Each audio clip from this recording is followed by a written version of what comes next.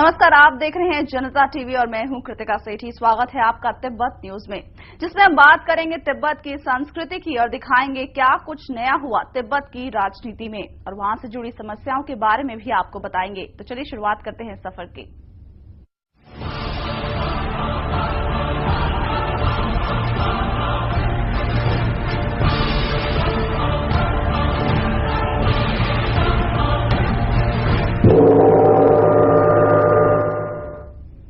दलाई लामा के प्रतिनिधि थुप्टन संदूप इन दिनों स्कॉटलैंड यात्रा पर है, जहां वो सेंट मैरी कॉलेज के छात्रों को संबोधित करेंगे। इस दौरान वो तिब्बत में हो रहे संघर्ष का इतिहास भी बताएंगे और साथ ही दलाई लामा के शांति संदेशों के बारे में भी बताएंगे। थुप्टन का मानना है कि तिब्बत में हो रहे संघर्ष के बारे में पूरी दुनिया को पता होना चाहिए, ताकि ज्यादा से ज्यादा लोग इस अभियान में तिब्बत के साथ जुड़ सकें।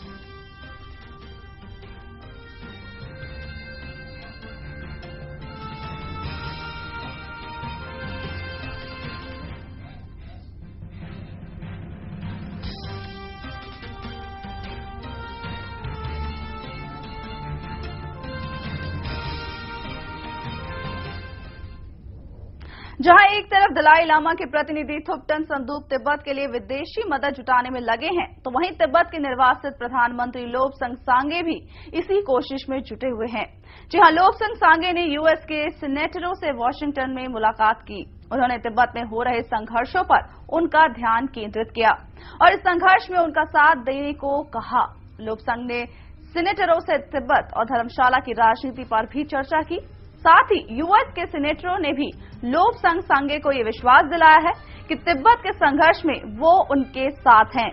आपको बता दें कि तिब्बत के संघर्ष को लेकर एक तरह से मुहिम सी छिड़ पड़ी है, जिस पर लोब्संग सांगे ने यह भी बयान दिया है कि इंटरनेट से लेकर सोशल नेटवर्किंग साइट तक में तिब्बत के संघर्ष की कहानी दिखाई जा रही है। यहां तक कि सोशल नेटवर्किंग साइट ट्विटर पर तो इसके लगभग 1,70,277 फॉलोअर भी हो गए हैं, जिस पर लोब्संग सांगे का मानना है कि तिब्बत के संघर्ष में हर तरह से उन्हें समर्थन मिल रहा है। तिब्बत के समर्थन में इस बार विश्व की 27 ग्लोबल एनजीओ एक साथ खड़ी हो गई है। जी हां, इन एनजीओ का मानना है कि जिस तरह चीन तिब्बत में अपनी दमनकारी नीतियों को लागू कर रहा है, वो मानव अधिकार के खिलाफ है।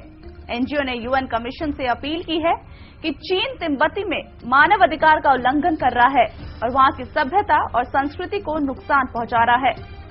एनजीओ ने तिब्बत में हो रहे आत्मदाह पर भी यूएन कमीशन का ध्यान केंद्रित किया और कहा कि इन आत्मदाह को रोका जाना चाहिए। ये मानव अधिकारों का हनन है। चीन सरकार को इन आत्मदाह को रोकना चाहिए और नगावा के मठों से चीनी सेना को हटाया जाना चाहिए।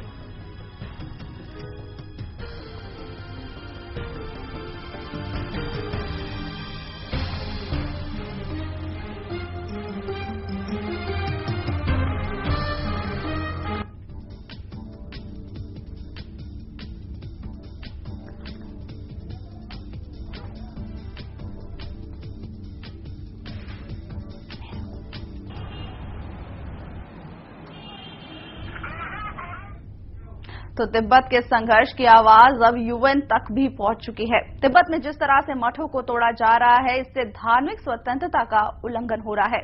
विश्व स्तर पर इसे स्वीकारा नहीं जाएगा और यूएन विशेषज्ञों का मानना है कि चीन को तिब्बत के धर्म और वहां के लोगों की स्वतंत्रता को नुकसान न पहुंचाकर उनका सम्मान करना चाहिए। विशेषज्ञों का यह भी मानना है कि मठों से सभी चीनी मिलिटेंट को हटा देना चाहिए। धार्मिक जगह पर इन लोगों की कोई जरूरत नहीं है। विशेषज्ञों का यह भी मानना है कि तिब्बत में संघर्ष बढ़ता जा रहा है, आत्मदाह जैसी घटनाएं हो रही हैं। इससे यह साफ जाहिर होता है कि चीनी सरकार वाकई तिब्बत के लोगों पर अत्याचार कर रही है, जिस वजह से आत्मदाह जैसी घटनाएं अंजाम ले रही हैं, जो एक चिंता का बहुत बड़ा विषय है।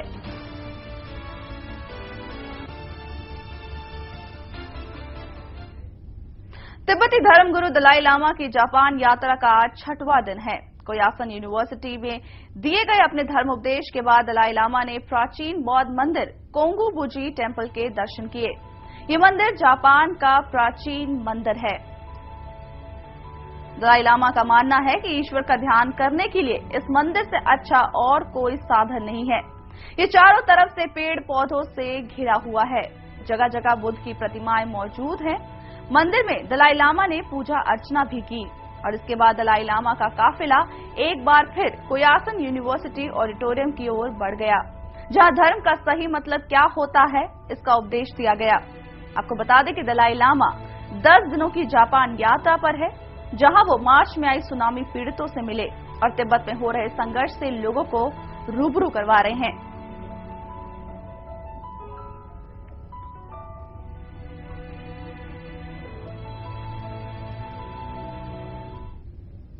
और यहाँ रुकेंगे छोटे से ब्रेक के लिए। आप बने रहिए जनता टीवी के साथ।